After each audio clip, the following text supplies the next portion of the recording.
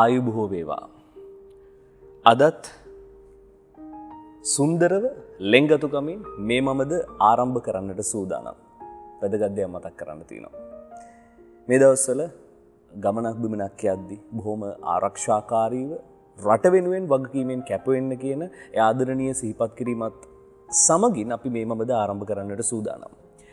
VFM FM 107 ඔස්සේ අපි වහන ඔබට තව ටිකකින් අපේ චරිතය හඳුනා ගන්නට පුළුවන්.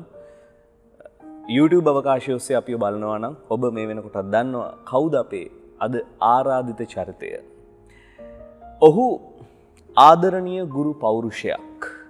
ලංකාවේ මේ අපි උපකාරක පන්ති ක්ෂේත්‍රය ගත්තාම එක් විෂයට ඉන්නවා මේ අපි කියනවා ලීඩින් ගුරුවරු. මේ ඉන්නේ ශ්‍රී ලංකාවේ ජීව විද්‍යාවේ ලීඩින් ගුරුවරයා. මම එහෙම කිව්වොත් වඩා සාධාරණයි කියලා හිතනවා. ආදරයෙන් ගෞරවයෙන් පිළිගන්නවා. බඹරකොටුව කපුගේ ජනනායක කාවන්තිස්ස ආයුබෝවන්. ආයුබෝවන් සර්. මම මුලින්ම යන්නම් ෆුජියාමා ගිනිකන්ද ඒ ආශ්‍රිත කලාපයේ තියෙන හොටෙල් ඒවයි තියෙන උණු වතුරලි.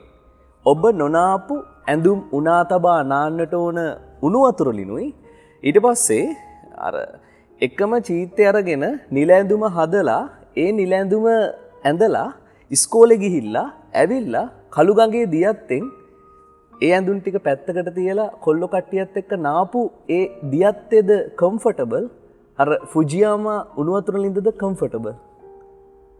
ඇත්තටම අපි කොහොමත් අපේ පුංචි කාලේ ලැබිච්ච අත්දැකීමත් එක්ක තමයි ජීවිතේ ගොඩාක් දේවල් එකතු වෙලා තියෙන්නේ. ඇත්තටම කියනවා නම් ඒ පුංචි කාලේ ඇඳුම් නැතුව අර කළුගඟේ හිළුවෙන් නහපු එක තමයි ජීවිතේ මම හිතන්නේ අදටත් බොහොම මිහිරි මතකයක් බවට පත් වෙලා තියෙනවා. දැන් පුංචි කාලේ තිස්ස ජනනායක කියන චරිතය බ්‍රයිට් එකද මැට් එකද? බ්‍රයිට් එකකුත් නෙමෙයි මැට් එකකුත් නෙමෙයි. මැද කෙනෙක්. මැදක හිටියේ. ඔව්. ඒ කියන්නේ මට මතකයි මගේ පන්තියේ මට වඩා ගොඩක් බ්‍රයිට් අය හිටියා. ඒ වගේම මට තරම්ම මුකුත් බැරි අයත් හිටියා. ඒ හින්දා මම හිතනවා මම ඒකේ මැද හරිය හිටිය කෙනෙක් කියලා. එතකොට මේ අර පුංචි කාලේ ඉස්කෝල කීපයක්ම හම්බ වෙනවනේ. එතකොට මේ අර බටේවෙල විද්‍යාලය, එතනින් එහාට ඇල්ලේපොළ මහා විද්‍යාලය, බලංගොඩ ආනන්ද මෛත්‍රී ජාතික පාසල. බලංගොඩ ආනන්ද මෛත්‍රී ජාතික පාසල පැත්තකට තිබ්බොත් අර මුල් ඉස්කෝල දෙකේ මතකය මොන වගේද? ගොඩම් සුන්දර මතකයේ තියෙන්නේ අර ගමේ ඉස්කෝලේ. ගමේ ඉස්කෝලේ. බටේවෙල විද්‍යාලය කියන බටේවෙල කියන්නේ රත්නපුර දිස්ත්‍රික්කයේ රත්නපුරේ ඉඳන් කිලෝමීටර් 27ක් විතර ගියාම තියෙන බොහෝම දුෂ්කර ග්‍රාමීය ප්‍රදේශයක්. ඒකට අර මං කිව්වේ ඉස්සෙල්ලා තිබුණේ අර කළුගඟේ ශාඛාවක් තියෙන්නේ. ඒකෙන් එන්න තිබුණේ වැල් පාලමක්. වැල් පාලම. ඔව්. ඒ කියන්නේ ලොකු වැල් පාලමක් තමයි තිබුණේ. අද නම් ඒ වැල් පාලම නැහැ. මට හොඳට මතකයි අපි ඉස්කෝලේ යද්දි මම ඒ ඉස්කෝලේට ගියේ කේ වසරේ ඉඳන් පහ වසර වෙනකන්. එච්චර වෙනකන් විතරයි හැබැයි ඉස්කෝලේ තිබුණේ. පහෙන් ඉවරයි. ප්‍රාථමික පාසලක්. එතකොට ඒ වැල් පාලම හරහා තමයි ඉස්කෝලේට යන්න තිබුණේ. ඉතින් ඒ හින්දා ඒ ලස්සන මතකය චිත්‍රයක් වගේ හැම වෙලාවෙම තියෙනවා. ගොඩක්ම ජීවිතේ අර දැන් මතක් කරනකොට මට සුන්දරම කාලය ලෙස හැඟෙන්නේ ගමේ ඉස්කෝලේ ගියපු කාලේ. වැඩිපුරම ගෙදරදී රණ්ඩුනේ අක්කලා දෙන්නත් එක්කද මල්ලිත් එක්කද? මල්ලි එක්ක රණ්ඩු වෙලා නැහැ. මොකද මල්ලි මායි අතර පරතරේ තියෙන්නේ අවුරුදු 4යි. එතකොට ලොකු අක්කයි මායි අතර පරතරේ තිබුණ අවුරුදු 15ක් විතර. ඉතින් ඒක නිසා අර මල්ලි මායි හැම වෙලාවෙම එකට එකතුයි. අපි දෙන්නම එකතු වෙලා තමයි ඔය දඟ වැඩ කරලා තියෙන්නේ. එතකොට ගොඩක් වෙලාවට දැන් අක්කලාත් එක්ක රණ්ඩු කරා නෙමෙයි ඇත්තටම අක්කා තමයි අපිව පාලනය කරේ ලොකු අක්කා. ඉතින් එතකොට අර අපි දෙන්න එකතු වෙලා කරන මෝඩ වැඩ සමහර ඒවාට අක්කා තමයි දඬුවම් කරන්නේ. දඬුවම් කරනවා. ඔව් ඉතින් ඒක නිසා අක්කත් එක්ක තමයි නිතරම රණ්ඩු සරුවල් තිබුණේ. මල්ලිමා එකතු වෙලා තමයි සමහර ඒ වැඩ කරන්නේ. ඒකින්ද මල්ලිත් එක්ක එච්චර ලොකු රණ්ඩුවක් කවදාවත්ම රණ්ඩු වෙලා නැහැ මම හිතන්නේ. මට මතකයක් නැහැ කවදාවත්ම රණ්ඩු වුණා කියලා. හැබැයි ඉතින් අක්කලා දෙන්නත් එක්ක තියෙන රණ්ඩු අම්මා ආවහම අම්මට කියනවා. ඒ නිසා ඒත් ඉතින් එහෙම ලොකු රණ්ඩුවක් නම් තිබුණේ නැහැ. ගොඩක් වෙලාවට ඉතින් ඒ රණ්ඩු වුණත් ලොකු අක්කා තමයි දැන් අම්මා අර තේවත්තක් තිබුණා අපේ ඒකේ උදේ වැඩට ගියාම හවස තමයි එන්නේ. මේ ලොකු අක්කා තමයි ඉතින් අපිව මූණ හොදවන්නේ, නාවන්නේ, කෑම උයලා දෙන්නේ, කෑම කවන්නේ ඔක්කොම ටික කරේ. ඒ කියන්නේ මල්ලි මාවයි බලාගත්තේ ලොකු මේ ලොකු අක්කා තමයි. ලොකු අක්කා. එතනින් එහාට මේ බලංගොඩ ආනන්ද මෛත්‍රිය ජාතික පාසලට ගියාම ඒත් ඔබතුමා ඉන්නේ රත්නපුරේමද? ඔව්. නෑ ඔතන තියෙන්නේ හරි දැන් ඇත්තටම දැන් ඔය මම ඉන්න මේ මම ඉපදුණු ගම බලපුවාම රත්නපුර නගරයට තියෙන්නේත් බලංගොඩ නගරයට තියෙන්නේත් එකම දුර ප්‍රමාණය. එකම දුර. ඉතින් ඒ වුණාට අර බලංගොඩ නගරයේ සංකීර්ණ බව අඩු හින්දා බලංගොඩ නගරයට මං කැමතියි ටිකක්. රත්නපුර නගරය ගත්තොත් එහෙම ඒක අර ගොඩා සංකීර්ණ විශාල නගරයක්නේ. අර බලංගොඩ කියන්නේ උපනගරයක්නේ. එතකොට ඒකේ තියෙන සංකීර්ණ බවත් අඩුයි. සහ අනිත් එක අර ඒකේ තියෙන දේශගුණික තියෙන වශයෙන් කාලගුණික වශයෙන් තියෙන මේ තත්ත්වය බොහොම අධික රස්නයක් නැති, අධික සීතලක් නැති එහෙම ස්වභාවයක් නේ තියෙන්නේ. ඉතින් ඊළඟට අර සංකීර්ණත්වය අඩුයි ඒ නගරේ. ඉතින් ඒකින්ද අපි ගොඩක් වෙලාවට වැඩිපුර නගරයේ විදිහට තෝරාගත්තේ බලංගොඩ. ඒ කියන්නේ අපිට එකම අපේ ගමේ ඉඳන් එකම දුර ප්‍රමාණය තමයි දෙපැත්තටම තිබුණේ. ඒක නිසා ඔය බලංගොඩ තමයි හැම දෙයකටම වගේ ගියේ. ආදරණීය හඬ පෞරුෂය ගුණදාස කපුගේ එතුමන්ගේ ගීතයක් තමයි අද මුලින්ම අපේ ආදරණීය ගුරුතුමා තිස්ස ජනනායකයන් තෝරාගන්නේ රුවක් ඇදෙනවා. අපි කැමති අහන්නේ ඇයි කැමති කියලා. ඒකේ තියෙනවා මෙහෙම එතන දැන් දෙබසක්නේ තියෙන්නේ. ඒ කියන්නේ ඔතන තියෙන්නේ කරුණරත්න දියුල්ගනේ සහ ගුණදාස කපුගේ ශූරීන් තමයි මේ ගීතය යුග ගීතයක් ගායනා කරන්නේ. පිරිමි දෙන්නෙක් ගායනා කරන යුග ගීත හරි අඩුයිනේ.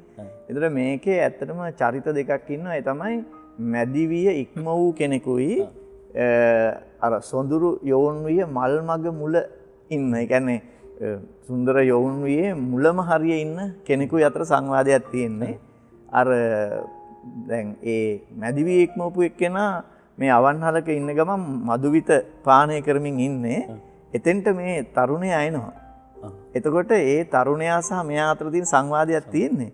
ඒකේ තියෙන වැදගත්ම දේ තමයි දැන් මේ ගොඩක් වෙලාවට එහෙම අවන්හලක මදුවිත පානය කරමින් ඉන්න මැදිවිය ඉක්මවූ කෙනෙක් තරුණෙක් ආවහම පුළුවන් තරම් දුරට තමන් එක්ක එකතු වෙලා තවත් මේක භාවිතා කරමු තවත් බොමු කියලානේ කියන්නේ.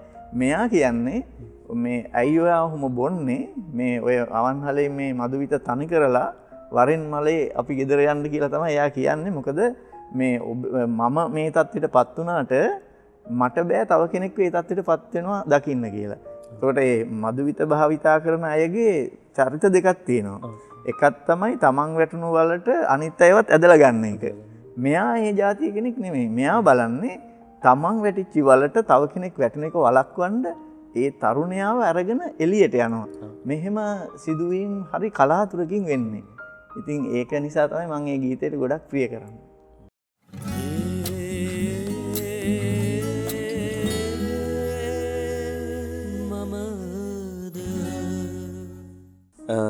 දැන් අද දවසේ අපි පළවෙනි කතා බහේදී තිස්ස ජනනායක අපේ ආදරණීය ගුරුතුමන් මේ ගීතය ගැන හරි අපූර්ව විචාරයක් දුන්නා. මට අපරාධ කියලා හිතෙනවා අර ලිව්ව නව කතාවට. අර රඟපාපු නාට්‍ය ලියපු තිරපිටපත්. හත් දෙයියනේවට මොකද උනේ? ඒවා ඇත්තටම මේ ඉස්කෝලේ කාලේ විශේෂයෙන්ම අර මම ගියේ ඉස්කෝල 3ක් තිබුණානේ. ඒකේ ප්‍රාථමික පාසලෙත් අවසානයේ ඔය තිබුණානේ ඒ දවස්වල ඔය සමිතියක් කියලා එකක් තිබුණානේ.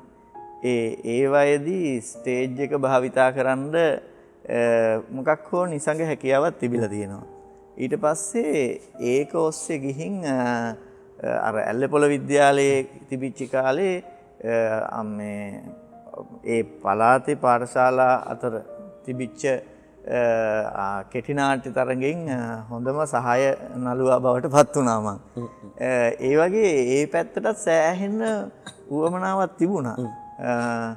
නමුත් ඊට පස්සේ අර සාමාන්‍ය පෙළ සමත් වෙලා ජීව විද්‍යාංශය ඉගෙන ගන්න ගියාට පස්සේ ඒ ජීව විද්‍යාංශයේදී විචි තරංගකාරීත්වයත් එක්ක අර දේවල් ඔක්කොම නිකම්ම යට ගියා වගේ එකක් වුණා. හැබැයි ඉතින් මෙහෙමයි. ඉගැන්වීම කියන්නේත් එක්තරා කලාවක්නේ. මට හිතෙනවා මගේ විද්‍යාව මං උගන්වන්නේ වුණාට අර මංගාව තිබිච්ච ඒ නවකතා එතකොට ඔය එක එක ඒවා රචනය කරන ඒවා ඊළඟට යම් කිසි කලාවක් තිබුණා නම් එහෙම ඒක මං උපරිමයෙන් මගේ වෘත්තීය ටියුෂන් ජීවිතයට යොදාගත්තා. මට හිතෙනවා ඒකින්ද වෙන්න ඇති ළමයින්ට දැන් මම ශාස්ත්‍රයේ යන කාලේ තව ජීව විද්‍යා ගුරුවරුන් ගොඩාක් හිටියා පරිණත අය.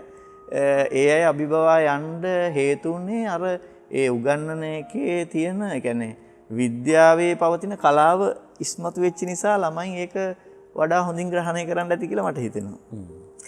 දැන් මේ අනුරාධපුරයට යනකොට තඹුත්තේ ගම ගල්ගමුව තඹුත්තේ ගම තලාව ඊට පස්සේ ශ්‍රාවස්තිපුර පහු කරලා රවුන්ද බෞද්ධයකට එනවා. එතනින් පුත්තලමට යන්න පාරක් තියෙනවා. තව වෙස්සගිරි පාර කියලා තියෙනවා. ඔය වෙස්සගිරි පාර චුට්ටක් දුර ගියාම තිසාවැවේ තාවුල්ල හම්බ වෙනවා. ඔය තාවුල්ලට වෙලා හවස් වෙලාවේ පොඩ්ඩක් බලාගෙන ඉන්නකොට දැනෙන සුවය. අනුරාධපුරේ පොළොන්නරුව ඊට පස්සේ තව වියලි කලාපේ ප්‍රදේශවල දැනෙන සුවය. සහ ඔබ විශ්වාස කරනව නේද මේ මීට කලින් දෙපාරක්වත් ඉපදුනා කියලා මේ වියලි කලාපේ. ඇයි ඔච්චර කැමති වියලි කලාපෙට? මොකක්ද කියලා කියන්න මට ඒකට මගේ හදවතට දැනෙන ඒ හැඟීම් මොකක්ද කියලා වචන වලින් විස්තර කරන්න මට අමාරුයි. නමුත් ඒ වියලි කලාපේට පුදුමාකාර ආසාවක් මගේ තියෙනවා. මට මෙහෙම හිතෙනවා. අර ඔබ දන්නවද වියලි කලාපේ තියෙනවා අගෝස්තු මාසේ වෙනකොට අධික වියලි කාලගුණයක් තිබිලා නියඟ සමයක් තිබිලා ඊට පස්සේ සැප්තැම්බර් ඔක්තෝබර් විතර වෙනකොට වැස්ස පටන් ගන්නකොට අර ඒ වැසි වැටුනහම ඒ වියලි කලාපේ බිමට ඒ පස් වලින් එන ඒ නැහුම් සුවඳත් ඒ සුවඳත් එක්ක එන වාතය ආග්‍රහණය කරන්න ඒ සුවඳ විඳින්න මං හරි ආසයි. ඒ වගේම අර ඒ සමහර තැන් වලට වෙලා බලන් ඉන්නකොට ඈත රුවන්වැලිසෑය ජේතවනාරාමේ ඒවා පේනවා. ඒ දර්ශනයන්ට ඒ එන වියලි වුණත් ඒ වියලි තත්ත්වයක් එක්ක එන ඒ සුළඟට උදේ පාන්දර තියෙන හුළඟට පුදුම මේ ප්‍රියතාවයක් තියෙනවා මට. මම ඒක ගොඩාක් වෙලාවට විඳින්න ආසයි. ඇත්තටම කියනවා නම් මම ඉපදෙන්නේ තෙත් කලාපේ. ඒ වුණාට මගේ අර එහෙට මුලින්ම ගිය දවසේ තමයි මට දැනුනේ මේ ඒක මට ජීවිතේට ගොඩක් හුරු පුරුදුයි කියලා. ඒක විඳින්න මම අදටත් ආසයි. ඊළඟට දැන් මං හිතන්නේ මේ අම්මා තේවත්තේ වැඩට යනවා. එතකොට අක්කා තේවත්තට දවල්ට පොඩි කාලේ එක්කන් යනවා. ඒ කියන්නේ අම්මා කියන්නේ හරි වටින චරිතයක්. ඒ විදිහට අම්මා එක්කන් ගිහිල්ලා කිරිපෝලා ඒ හදපු ආදරණීය චරිතය ගැන තියෙන ආදරණීයම මතකය දැනගන්න කැමතියි. අම්මා පිළිබඳව තියෙන ආදරණීයම මතකය තමයි මට මම අසනීප වුණාම මට මතක විදිහට මුංචිම කාලෙත් නෙමෙයි මම පහේ පන්තියේ විතර වගේ ඉද්දී අසනීප වුණාම ඒ අපේ ගෙදර ඉඳන් වෛද්‍යවරයෙක් ඉන්න තැනකට කිලෝමීටර් 2ක් විතර පයින් යන්න ඕනි. අර වැල්පාලමිනුත් එකඩ වෙලා කොච්චර අසනීපද කියනවනම් මේ මට පයින් යාගන්න බෑ. කියන්නේ ඇවිදගෙන යන්න බෑ. නමුත් ඒ වුණාට මම කුඩාම තාම පොඩි ළමෙක් නෙමෙයිනේ පහේ පන්තිය කියලා කියන්නේ. එතකොට අම්මා මාව ඉන්නට වඩා ගන්නවා. වඩාගෙන එක හුස්මටම මාව උස්සගෙන වඩාගෙන යනවා වෛද්‍යවරයා ගාවට.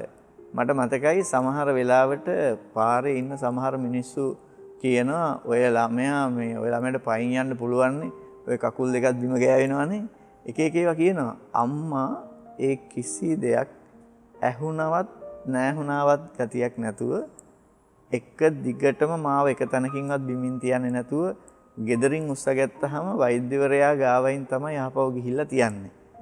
ඊට පස්සේ බෙහෙත් අරගත්තට පස්සෙත් ආපහු ඒ උස්සගත්ත එක ආපහු ගෙදරින් තමයි ගෙනත් තියන්නේ.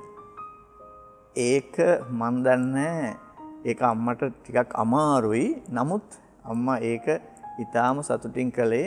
මට තාමත් මතක් වෙන්නේ අම්මා මාව එහෙම වඩාගෙන ගියේ එක. පුංචි කාලේ ඕනි තරම් වඩාගෙන ගිහිල්ලා ඇති ඒවා අපිට මතක නැහැනේ. ඒ කාලෙත් මාව වඩාගෙන ගියා කියන එක තමයි මට තියෙන අර හිතට ගොඩාක් ලෙන්ගතුව දැනෙන මතකය. ඒ ආදරණීය මතකයටම අපි ආචාර්ය වික්ටර් රත්නායකයන්ගේ ආදරේ උල්පත වූ අම්මා පෙරවදනකින් මුහු කරගමු වැඩේට. ඔව්. ඒ ගීතය ඇතුලේ තියෙනවා ජීවිතයෙන් ජීවිතයක් ගෙනදී ඒ ජීවිතයට කිරිදී පණදී කියලා.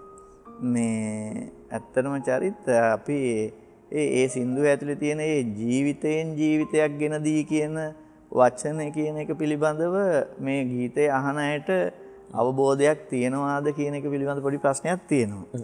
ඒකට හේතුව අපේ ජීවිතය අපි පටන් ගන්නකොට කලලයක අපි තනි සෛලයකින් පටන් ගන්න. මේ තනි සෛලයකින් පටන් ගන්න අපි ඇහැටවත් පේන්නේ නැති තනි සෛලයක්.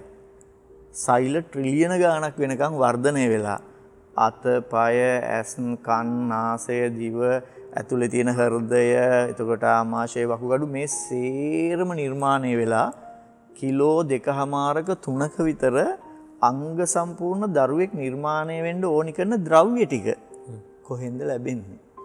ඔක කවුරුවක්වත් හිතන්නේ නැහනේ. සමහර වෙලාවට සමහර දරුවෝ ටිකක් ලොකු වුණාට පස්සේ අම්මලාගෙන් අහනවා ඔයගොල්ලෝ අපිට මොනවද කරලා දීලා තියෙන්නේ කියලා. එතකොට අර අස්ථි ටික නිර්මාණය වෙන්න, ඒ කියන්නේ අපේ කලලේ අස්ථි ටික නිර්මාණය වෙන්න ඕනි කරන කැල්සියම් ප්‍රමාණය අම්මගේ රුධිරයේ මදි නම් අම්මගේ තියෙන අස්ථි ටික දිය කරලා ඒ කැල්සියම් ටික අරගෙන අපේ අස්ථි පද්ධතිය හදලා තමයි අපිව මේ ලෝකෙට බිහි කරන්නේ. එතකොට අම්මා කෙනෙක් තමන්ගේ ජීවිතය තියෙනවනේ. ඒ ජීවිතයෙන් තමයි අපේ ජීවිතය දෙන්නේ.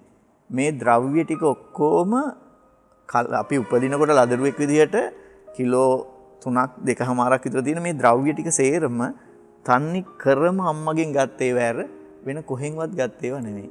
ඒතර එයා තමයි අපිට මේ සම්පූර්ණ ශරීරේ නිර්මාණය වෙන්න අවශ්‍ය කරන සියලුම දේ දුන්නේ එක්කෙනා.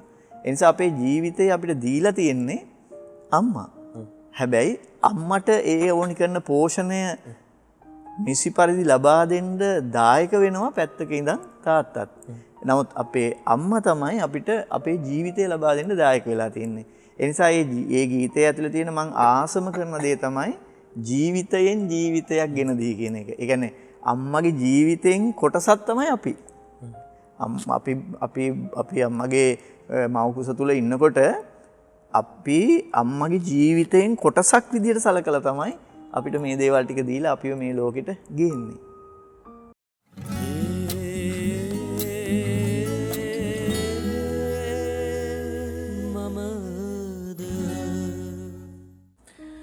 කිසිදා කිසිවෙකුට නොකියූ මගේ කතාව තමයි අපේ මේ මමද වැඩසටහනේ තේමා පාඨය. දැන් ඔබ අපේ ආදරණීය ගුරුතුමා තිස්ස ජනනායකයන්ගේ YouTube අවකාශයේ බොහෝ වීඩියෝ පට දකින්නට ඇති සහ සම්මුඛ සාකච්ඡා දකින්නට ඇති. ඉතින් අපි උත්සාහ කරන එතුමාගෙන් ඔබට වැඩදායි, සමාජයට වැඩදායි සහ නොකියූ කතාවක් කියා ගන්නට උත්සාහ දරනවා. 1 2 3 4 5 6 7යි කුලී ගෙවල් 7යි 8 වෙනි ගේ තමයි පදිංචි උනේ. ඒ 8 ගෙවල් 7ක කුලියට ඉඳලා 8 වෙනි ගේ පදිංචි වෙනකොට දැනෙන හැඟීම මොන වගේද? ඒක තමන්ට මේ ලෝකේ යම්කිසි අවකාශයක් තියෙනකොට කෙනෙකුට දැනෙන හැඟීම ඒක තමයි. ඒ කියන්නේ මම ස්වාධීනයි. ඒ කියන්නේ ඔබ දන්නවා කුලී ගෙදරක ඉන්නකොට අපි හැම වෙලාවෙම ලෑස්ති වෙලා ඉන්න ඕනේ යන්න කියනකොට යන්න. තමන්ගේ ගෙදරක ඉන්නකොට අපිට කණ්ඩ නැතත් බඩගින්නේ හරි නිදාගෙන ඉන්නකොට අපිව එළියට යන්න කියලා කියන්න කෙනෙක් නැහැ. ඒක නැතුව කෙනෙක් ජීවත් වෙනකොට මම හිතනවා ලංකාවේ අද වෙද්දිත් මේ අත්දැකීම විඳිමින් ඉන්න විඳලා තියෙන අය මං විතරක් නෙමෙයි ඕනි තරම් ඉන්නවා. කුලී ගෙදරක ඉන්නකොට කෙනෙකුට තේරෙනවා කොයිතරම් අස්ථාවරයිද කියන එක. එතකොට තමන්ගේම ගෙයක් කියන එක සමහර අයට හීනයක්. මොකද ඒක මහ විශාල පිරිවැයක් ඇත්තටම. ඉතින් කෙනෙකුට ඒක හරි හීනයක් වෙන්න පුළුවන්. සිහිනයක් සැබෑ වුණාම තියෙන සතුට සහ තමන් මේ ලෝකේ තමන්ට ජීවත් වෙන්න තැනක් තියෙනවා කියන දේ දැනුණාම ලැබෙන සතුට ඒක ජීවිතේ බොහෝ අවස්ථාවලදී ඊට පස්සේ ගෙවල් 100ක් හදුවත් දැනෙන සතුටත් එක්ක සංසන්දනය කරන්න බෑ. දැන් එතකොට ඔබ ගුරුවරයෙක් විදිහට ආපු ගමන් මගක් තියෙනවනේ. එතකොට දැන් අර ආර්ථිකයේ කියන සාධකයේ ගොඩනගා ගන්න යනකොට මිස් වෙච්ච කෑල්ලක් තියෙනවද? ඔව්. ගොඩක් වෙලාවට දැන් සමහර අවස්ථාවලදී මුල් කාලේ ටියුෂන් වල ගොඩාක් මහන්සි වෙන්න වෙනවා. දැන් අද සමහර වෙලාවට අපි පන්තියකට ඇවිල්ලා බලපුවාම ඉන්න ළමයි ගාන අපි යන වාහනේ දිහා බලපුවාම සමහර අය ඒක තුලින් හිතනවා මේ කොච්චර සල්ලි ප්‍රමාණයක් හොයනවද කියලා. නමුත් බස් එකේ ගිය කාලයක් තිබුණා. පයින්ු ගිය කාලෙකුත් තිබුණා. ඒ කියන්නේ මට මතක විදිහට මම ගම්පහ එතකොට ඉන්නේ. ගම්පහ මම හිටපු කුලියට හිටපු ගෙදර ඉඳන් දැන් ගාල්ලේ පන්තියකට යන්න උදේ පාන්දර 4ට විතර එන්න ඕනි ස්ටේෂන් එක ගාවට කිලෝමීටර් 2ක්. ඒ වෙලාවේ ගම්පහ වුණත් ඒ පාන්දර 4ට ඒ කිලෝමීටර් 2 එන්න බස් එකක් නැහැ. ඒ නිසා අනිවාර්යෙන් ඒ කිලෝමීටර් 2 පයින් එන්නම ඕනි. ඉතින් එහෙම පයින් ආපු බස් වල ගිය එහෙම අනන්තයක් දුක් විඳපු කාලයක් තියෙනවා. නමුත් අද දකින්නේ මිනිස්සු අර දැන් වර්තමාන තත්ත්වයේ පමණයි. ඕක හැම එකෙම තියෙනවා. ඒ නිසා අපිට මුලදී පුදුම විදිහට ජීවිතේ කාලය ඒ සඳහා වැය කරන්න වෙනවා. ඒ වැය කරන්න වුණාම සමහර අවස්ථාවලදී මට මතකයි මම මේ ලංකාවේ අනිත් ළමයින්ගේ අධ්‍යාපනය වෙනුවෙන් එහෙම කැප කරද්දී බොහෝ අවස්ථාවල මගේ දරුවගේ ඉස්කෝලේ තියෙන බොහෝ දේවල් වලට එයා වෙනුවෙන් මට සහභාගී වෙන්න අවස්ථාවක් හම්බුනේ නැහැ. එතකොට එයා ඇත්තටම අනිත් දරුවන්ගේ තාත්තලා එනකොට මම එයාගේ වැඩසටහන් එකකටවත් සමහර ලාවට සහභාගී වෙලා නැහැ. ඉතින් එතකොට එහෙම සමහර දේවල් එහෙම මගේ ඇරිච්ච අවස්ථා තියෙනවා. අපි තවත් ගීතයකට යමු. මගේ සඳ ඔබ නන්දා මාලිනියන්ගේ ආදරණීය ගීතයක්. ඒක ඇතුලේ නම් තියෙන්නේ මේ අර විද්‍යාවයි කලාවයි අතර තියෙන වෙනස. මේ අර කවියෙක් හඳ දිහා බලලා ඒ හඳ සමහර වෙලාවට ජීවී ලෙස සලකනවා. එතකොට කවියෙක් ගැසින් බලනකොට හඳ හරි ලස්සන සුන්දර වස්තුවක්. එතකොට ඒක කාන්තාවගේ මුහුණට උපමා කරන්න පුළුවන්. කවියෙකුට ඒ හැකියාව තියෙනවා. හැබැයි විදු ඇසින් බලපුවාම මේක ඔක්සිජන්වත් නැති, මිනිහෙකුට ජීවත් වෙන්න බැරි, ගහක් කොළක් නැති, කිසිම ජීවියෙක් නැති අජීවී පාළු නිසරු ග්‍රහ ලෝකයක්. ඉතින් ඒ ගීතයේ ඒ දෙක හරි ලස්සනට තියෙනවා.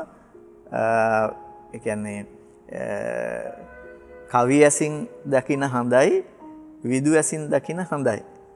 ඒක ඇතුළෙත් එයා සමහර ලාවට කියන්න ගන්නවා මේ සමහර වෙලාවට අර කවි ඇසින් දැක්ක ඔබ සමහර වෙලාවට මට දැන් මේ කාලේ බලනකොට අර විදු ඇසින් දැක්ක පාළු හුදකලා හද වගේ තමයි කියලා. එතකොට මම මේ කියන්නේ මේ ලෝකේ තියෙන දේවල් අපිට විද්‍යාත්මක දෘෂ්ටි කෝණයකින් බලනකොට එක විදිහකටත් කවියෙක්ගේ ඇසින් නැත්තම් නිර්මාණ ශිල්පියෙක්ගේ ඇසින් බලනකොට තව විදිහකටත් දකින්න පුළුවන්. එහෙම දකින්න එකේ කිසිම වැරද්දක් නැහැ.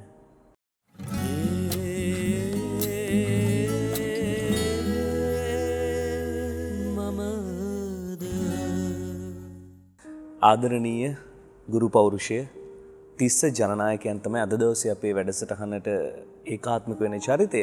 මේ අර පළවෙනි වතාවේ උසස් පෙළ කරලා ඒක හරියන්නේ අසාර්ථකයි. දෙවෙනි වතාවේ හිරමන තලයක් එහෙම අරගෙන ගිහිල්ලා පොල් සම්බෝල හදාගෙන කාලා ඒ ජීවත් වෙච්ච ඒ අතීත කාලයත් එක්ක අර ගෑන් ළමයා කැම්පස් එකේ යන දවස් දෙන චිට් එක ඊට කලින් දුන්නා නම් අද තිස්ස ජනනායකට මොකද වෙන්නේ?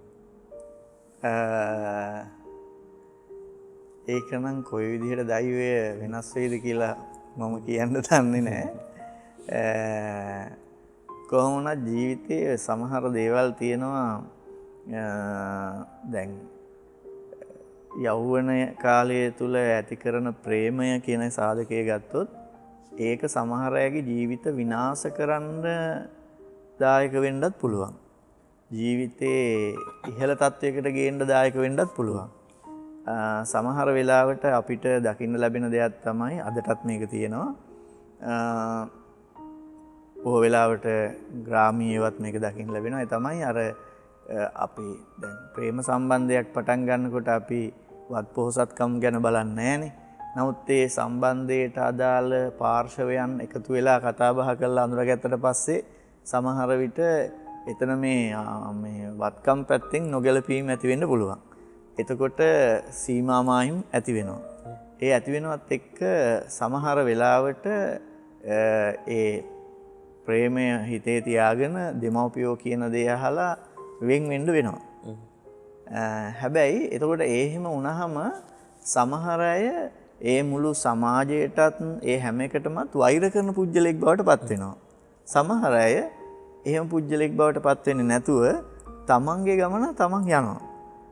මම කොහොම අවස්ථාවකවත් මට සමාජයෙන් මොන ආකාරයේ රිදුම් ගැරහුම් මොනවා ලැබුණත් සමාජයට වෛර කරමින් ඉන්න જાතියේ කෙනෙක් නෙමෙයි. ඒ නිසා මම හිතනවා මොන දේ වුණත් මම මගේ ගමන යනවායි කියන එක. ඒක මම හිතනවා දැන් ඉන්න තරුණ දරුවන්ටත් හොඳ ආදර්ශයක් වෙයි කියලා. ඔබ ඔබේ ගමන යන්න. ඔබට මොනවා හරි දෙයක් මේ සමාජයෙන් නොලැබී යනවා නම් ඔබේ නොලැබුණු එක සහ ඒවා දැනට ලැබිලා තියෙන එක්කෙනා ගැන ඊර්ෂ්‍යා කරමින් වෛර කරමින් සමාජ විරෝධී කෙනෙක් බවට පත් වෙනවට වඩා ඔබ උත්සාහ කරන්න ඕනේ ඒ ලැබුණු දුක හේතු කොටගෙන මට මේ මෙහෙම දෙයක් උනේ ඇයි? මට මෙන්න මේ අඩුපාඩුව තිබිච්ච නිසා.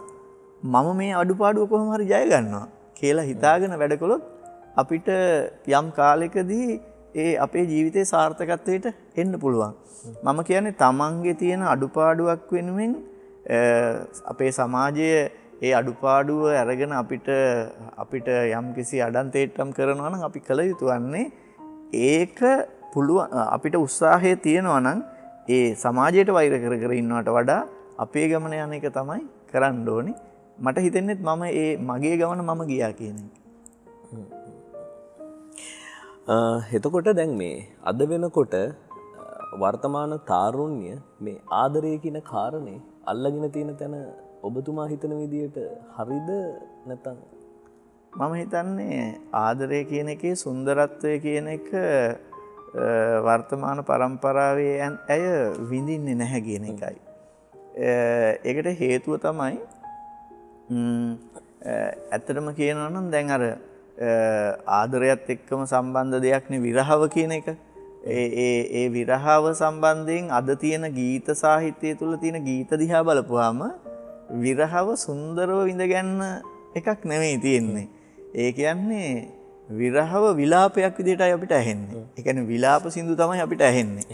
නමුත් බොහෝ වෙලාවට මීට පෙර ඒ කියන්නේ 70 80 දශකයේ වගේ බිහි වෙච්ච ගීත ගත්තොත් එහෙනම් ඒක තුල හරි ලස්සන సౌందර්යමය සාහිත්‍යමය දෙයක් තියෙනවා. ඒ කියන්නේ අපේ රටේ එක්තරා කාලයකදී ඒ යෞවනයේ ඇය ඒ විරහව පවා සුන්දර නිර්මාණ බවට පත් කරා. දැන් මට ඒ නිර්මාණ දකින්න ලැබෙන්නේ නැහැ. ඇත්තටම කියනවා නම් පෙම් හසුනක්වත් නැහැනේ දැන්. SMS විතරයි තියෙන්නේ. එතකොට ඒ අර තමන්ගේ ඒ ආදරය කියන එකේ තියෙන සුන්දරත්වය ඒ හැඟීම ළමයින්ට තියෙනවා. යෞවනයන් තුල තියෙනවා ඒ ආදරය කියන හැඟීම. නමුත් ඒ ආදරය කියන හැඟීම තුල තියෙන සුන්දරත්වය විඳින ප්‍රමාණය අඩුයි කියලායි මට හිතෙන්නේ. අපි තවත් ගීතයකට යමු. එගොඩත් මෙගොඩත්. පුන්සිරි සොයිස මහත්මයාගේ. ඒකට නම් ඇත්තටම වෙන විශේෂ හේතුවක් නැහැ. මට මතක් වෙන්නේ අර වැල් පාලම. වැල් පාලම. වැල් පාලම ඒ වැල් පාලම මෙහෙම එක පැත්තකින් තියෙද්දී අපි දැන් ඉස්කෝලේ යද්දී ඉතින් වැරදි වැඩක් කරනවානේ. දැන් ගෑන් ළමයි පිරිමි ළමයි දෙගොල්ලම යනවනේ. අපි සමහර වෙලාවට මේ ගෑන් ළමයි ඔක්කොම එක්ක ගිහිල්ලා ඉවරලා මැදට ගිහින් මේ පාලම හොල්ලනවා. කොල්ලෝ ටික එකතු වෙලා පාලම හොල්ලනවා. එතකොට ගෑන් ළමයි මරලා තෝරි දීලා කෑ ගන්නවා. මට ඒක තාමත් මතක් වෙනවා. ඒ කියන්නේ ඒගොල්ලන්ට අර බයයිනේ. අපිට එච්චර ඒක බයක් නැහැ. ඒ කියන්නේ පුරුදු වෙලාම අර ඒක කම්බි දෙක අල්ලගෙන අපි මෙහෙම කරලා හොල්ලනවා. අර ළමයි ටික බිම් අර ඒකේ ලෑලිනේ තියෙන්නේ. ලෑලි උඩ ඉඳගෙන බදාගෙන අඬනකම් ඕක කරනවා. එහෙම දඟ වැඩක් කළා ඉතින් ඒ කාලේ. ඔව්නේ. මේ මම කියන්නේ මං හරීම සුවච කීකරු අර මේ එහෙම ළමෙක් කියලා කියන්නේ ඒ වගේ වැඩක් කරා. ඒකට අපි දැක්කා ඊට පස්සේ ඒක මගේ ජීවිතේ ඔය දැක්ක අමුතුම සිදුවීමක්. මට ප්‍රශ්නයක් තිබුණා මේ ගඟ හරහා කොහොමද මේ වාහනයක් යන පාලමක් හදන්නේ කියලා. මොකද මං ඊට කලින් ඒ පුංචි කාලේ එතනින් එහාට ගිහින් තිබිච්ච නැති නිසා. ඉතින් අර ගඟේ යට හාරලා වලවල් හදලා ගඟ මැද කණු තුනක් ලොකු කොන්ක්‍රීට් කණු තුනක් උඩට අරන් ඇවිල්ලා ඒක උඩ අර කොන්ක්‍රීට් ස්ලැබ්ස් දාලා ඒ ගොඩයි මේ ගොඩයි යා කරලා මේ පාලම හදපු එක මං හිතන්නේ අවුරුදු 2ක් විතර ගියා. ඒ කාලය තුල මට ඔය ගීතය රේඩියෝ එකේ යනකොට මට හරියට ඒ හැඟීම මතක් වෙනවා. ඒ ඉදිකිරීම ඒකට ඇවිල්ලා හිටපු කට්ටිය ඒක කරපු හැටි දැන් අර වැල් පාලම දකින්න ලැබෙන්නේ. දැන් ඒ ගමේ ඉන්න සාමාන්‍ය තරුණයෙක් දැන් මගේ වයසට වඩා අඩු වයසක් තියෙන අපි අවුරුදු 20ක විතර කෙනෙක් ගත්තොත් වැල් පාලම කියන්නේ මොකද්ද කියලාවත් දන්නේ නැහැ. ඒක අර පාලම තමයි භාවිතා කරන්නේ. මට ඒ ගීතේ මතක් වෙන්නේ ඒක නිසා.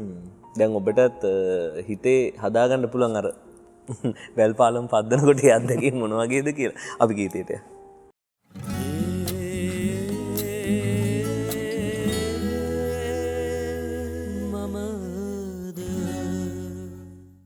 අද ඔබට අපේ මේ වැඩසටහන YouTube අවකාශය හරහා නරඹන්නට පුළුවන් බව මතක් කරනවා. මේ අපේ VFM YouTube නාලිකාවට යන්න subscribe කරන්න. එහෙම නොතින් අපේ මේ වැඩසටහන ඉරිදා අලංකාරය මේ මමද මේ වැඩසටහන ඔබට දකින්නට පුළුවන් බව මතක් කරනවා. මේ ඒ අතරේ මේ දැන් 1996 විශ්වවිද්‍යාලයෙන් අවුට් වෙනවා. ඉන් පස්සේ ඩෙමොන්ස්ට්‍රේටර් කෙනෙක් විදියට ඉන්නවා මාස 6ක් විතර. 97 මිල්කෝ ආයතනයට සම්බන්ධ වෙනවා ඔබතුමා. එතනින් එහාට මේ ටියුෂන් වලට එන්නේ 1998 විතර. ඔව් හැබැයි චරිත් මෙහෙම දෙයක් තියෙනවා. එතන මම මේ කතා කරන්නේ උසස් පෙළ ටියුෂන් කියන එක. හැබැයි මම ටියුෂන් කියලා පටන් ගත්තේ උසස් පෙළ දෙවෙනි වතාවේ කළා විශ්වවිද්‍යාලයට තේරුණාට පස්සේ ඒ තේරිච්ච දවසේ ඉඳන් ඔය නගර නෙමෙයි පොඩි ගම්වල පන්සලේ බණ මඩුවේ ඔය බෝඩ් එකක් හදාගෙන මේ තැන් කීපයකම සාමාන්‍ය පෙළ ළමයින්ට විද්‍යාව ඉගැන්වුවා. ඒ කියන්නේ උසස් පෙළ පාස් වෙලා විශ්වවිද්‍යාලයට යන්න ඉන්නකම්. නමුත් ඉතින් ඒවා ඉතින් අර මේ දැන් තියෙන ටියුෂනුත් එක්ක ඒක ටියුෂන් කියලා කියන්නත් බෑ. මොකද ඒ වයේදී සල්ලි සමහර ළමයි දෙනවා සමහර ළමයි දෙන්නේ නැහැ. ඒ ගැන ඒ සල්ලි එකතු කරන්නවත් එහෙම කිසිම අදහසක් තිබුණේ නැහැ. අර ආසාව තිබුණේ ළමයින්ට මේක උගන්වන්නයි. ඉතින් අර මට ඒ පුංචි කාලේ නම් මේ හැකියාව මේ ස්වභාව ධර්මයෙන් ලැබිච්ච එකක් වෙන්න ඇති. මම ප්‍රැක්ටිස් කරලා දිනු කරලා ලබා ගත්ත දෙයක් නෙමෙයි. ඒ හින්දා අර ඒ කාලේ ඉඳන්ම ටියුෂන් කරා. නමුත් අර මේ වෘත්තීයමය විදිහට මේ කියන්නේ අර පිළිවෙලකට කියන්නේ විධිමත් ලෙස ටියුෂන් පටන් ගත්තේ 98 ඉඳන් තමයි. දැන් එතකොට මේ ඔබතුමන්ට දැන් මේ වැඩේ කරගෙන යනකොට දැන් A level ජීවිද්‍යාව විෂය කරගෙන යනකොට මේ වැඩේ පත්තු වෙනවා කියලා තේරුනේ කොයි කාලෙද වගේද? සාමාන්‍යයෙන් 98 ඉඳන් පටන් ගත්තාම 2005 විතර වගේ යනකම් මටවත් එච්චර ලොකු ප්‍රගතියක් දකින්න ලැබුණේ නැහැ. මොකද හැමදාම පන්තිවල හිටපු ළමයි ප්‍රමාණය ළමයි 50කට අඩුයි. ළමයි 50කට අඩුයි. එතකොට විවිධ බලපෑම් තිබුණා. ගෙවල් වලින් වැඩිහිටියන්ගෙන් මේ ඕක කළා හරියයිද? මෙන්න රස්සාවක් කරොත් නරකයිද? මේ දැන් ඕකට ඔච්චර මහන්සි වෙනවා සෙනසුරාදා ඉරිදත් වැඩ රජයේ රස්සාවක් හොයාගන්න අදහසක් නැද්ද? ඕකේ කිසි ස්ථීර බවක් නැහැ නේද? කියලා අහපු අවාර ගාන අනන්තයි. තාමත් ඔය පන්ති කරන එකමද කරන්නේ? විශ්වවිද්‍යාලෙ ගිහිල්ලත් ඉතින් ඕකමද කරන්නේ මේ රස්සාවක් නැද්ද තාම? ඒ වගේ ඒවා අහපු වාර අනන්තයි. එතකොට මටත් එක වෙලාවකට හිතෙනවා මේක අතෑරලා යනවාද කියලාත් හිතුණා. නමුත් මම ඒ වුණාට මං හිතුවා දැන් මගේ කියන්නේ ටියුෂන් සම්බන්ධයෙන් මට වෙහෙසක් තිබුණේ නැහැ. ඒකට හේතුව මේ අර උගන්වන්න ආස කෙනෙකුට ඒ කියන්නේ දැන් අපි රැකියාවක් කරනකොට ඒ රැකියාවේ තියෙනවනේ ජොබ් සැටිස්ෆැක්ෂන් කියන එක. ඒ කියන්නේ ඒක කරන්නේ කැමැත්තෙන්ද අකමැත්තෙන්ද කියන එක. එතකොට අර ළමයි ගාන අඩු වුණත් ලැබෙන ආදායම අඩු වුණත් කැමැත්ත විසින් මාව ඉස්සරහට ගෙනියනවා. දැන් අර මිල්කෝ එකේ වැඩ කරපු එකේදී මම මාස 6කින් විතර අයින් වෙන්න තීරණය කරේ.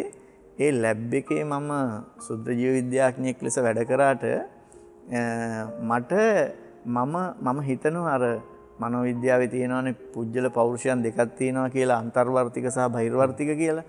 එතකොට අර බහිර්වර්තිකයට යාළුවෝ ගොඩක් ඉන්නවා කතා කරන්න ඕනි මිනිස්සු ආශ්‍රය කරන්න ඕනි.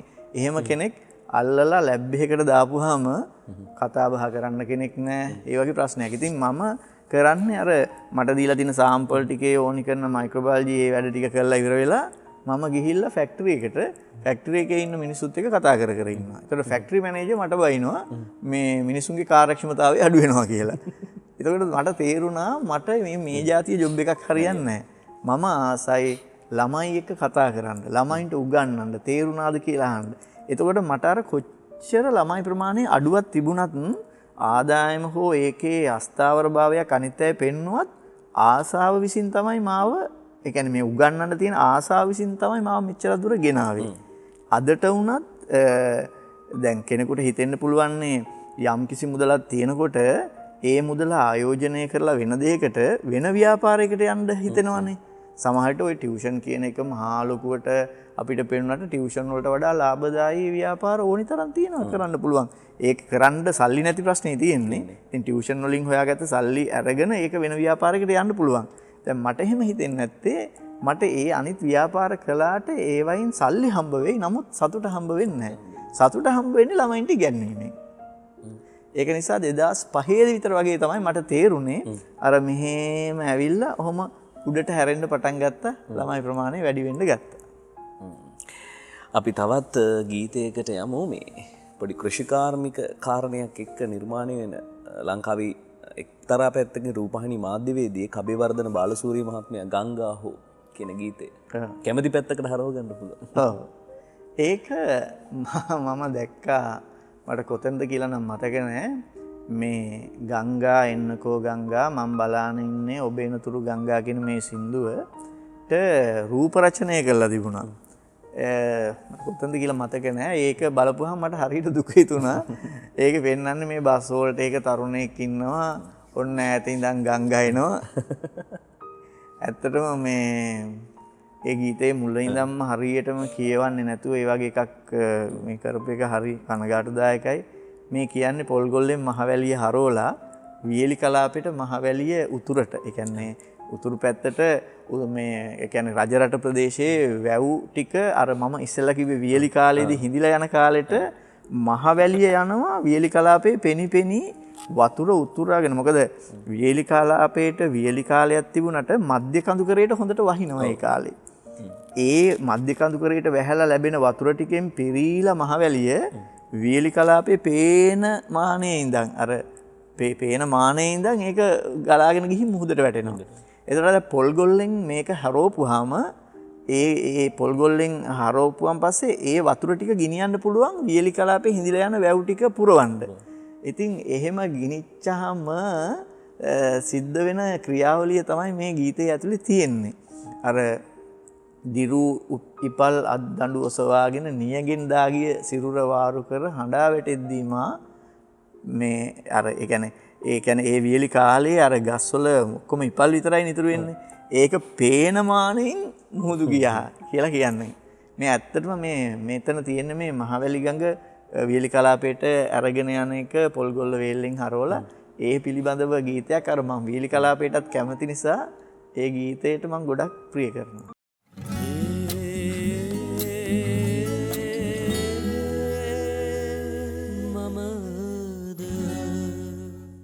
අද දවසේ අපේ මේ මමද කතාබහ ආදරණීය චරිතය තිස්ස ජනනායකයන් අපි මේ කාලයක් තිස්සේ උත්සාහ කරපු චරිතයක්. ඇත්තම කතා කිව්වොත් මේ අපිට මේ මුණගැහිම අහම්බයක් විදිහට තමයි හැදෙන්නේ.